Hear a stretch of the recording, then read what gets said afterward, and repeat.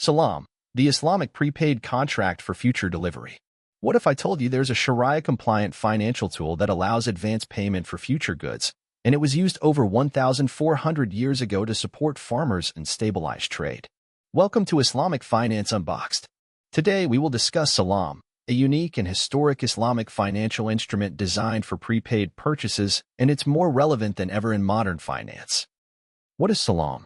Salam, also spelled Salam or by al-Salam, is an Islamic forward contract where full payment is made upfront for goods to be delivered at a future date.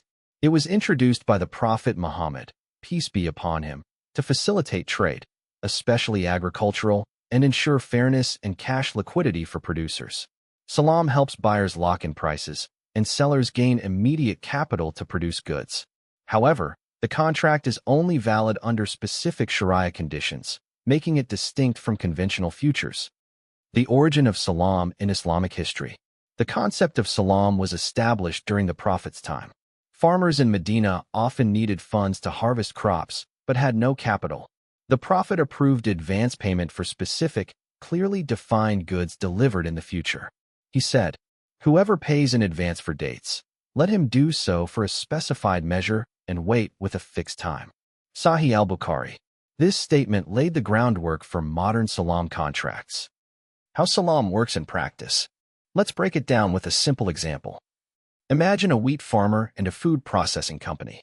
The company agrees to pay $100,000 upfront for 50 tons of wheat to be delivered in 6 months. The quantity, quality, delivery location, and date must be precisely defined.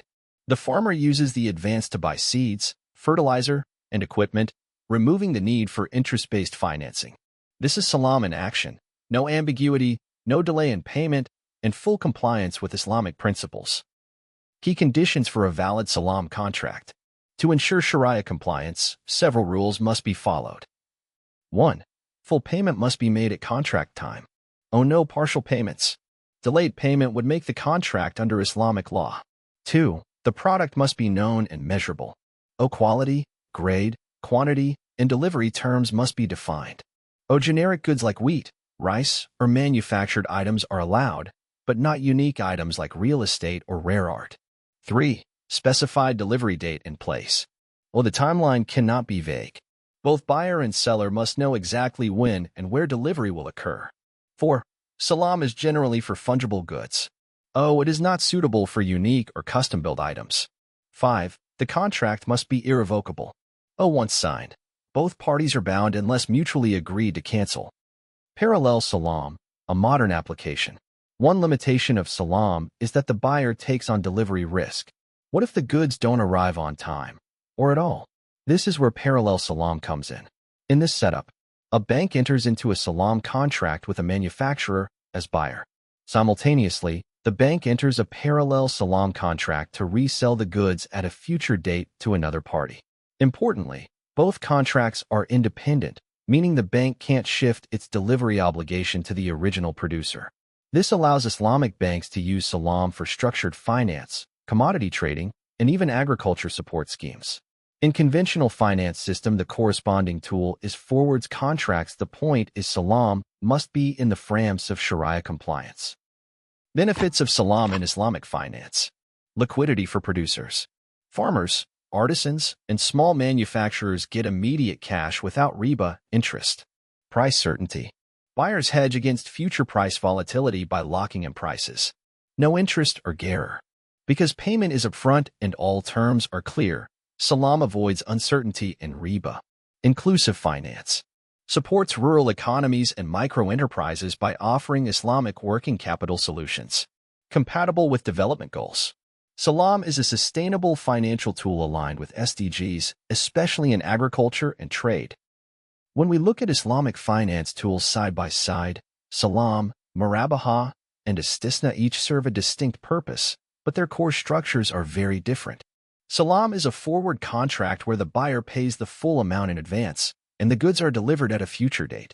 This setup primarily supports farmers and producers who need upfront capital to produce their goods. It's ideal for fungible, bulk goods like grains or commodities. However, the buyer carries the delivery risk if the seller fails to provide the goods on time. In contrast, Murabaha is a cost-plus sale. The bank or seller purchases an item and resells it to the buyer at a markup, with full transparency on cost and profit. Payment can be made in installments or lump sum. Unlike Salam, delivery of goods in Murabaha is usually immediate or based on a clear delivery schedule, and payment follows.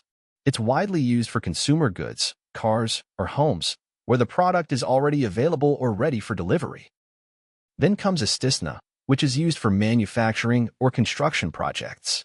Unlike Salam, where the item must already exist in the market, Istisna allows for items that don't yet exist, such as a building, bridge, or custom machinery. The payment in Istisna can be made in stages or after delivery, and the contract provides more flexibility during the production process, unlike the rigid upfront payment structure of Salam. To summarize, Salam is built for prepaying goods to be delivered later. Murabaha revolves around reselling existing goods at a known profit. And Istisna supports custom production or manufacturing projects with flexible payment and delivery structures. Each tool meets different real-world needs, all while staying firmly within the boundaries of Shariah. Challenges and criticism. Despite its Shariah-friendly nature, Salam is not without limitations. Delivery risk. What if the farmer cannot deliver? The buyer bears the full brunt. No default penalties. Islamic law doesn't allow financial penalties for late delivery unless proven malicious, which weakens enforcement. Limited use in high-value goods. Salam is best suited for agricultural or bulk goods, not custom items or services. Operational complexity.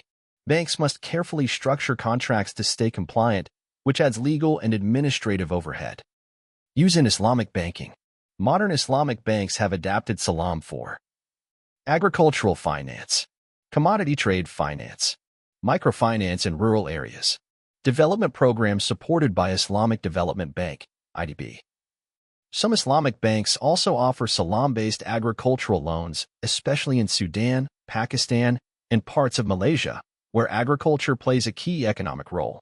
Salam in the real world. Some interesting real-world examples. Sudan's agricultural bank offers Salam-based schemes to small-scale farmers. Pakistan's Islamic banks use Salam to fund cotton and wheat production cycles. Islamic microfinance institutions have tested Salam in areas hit by natural disasters to support recovery.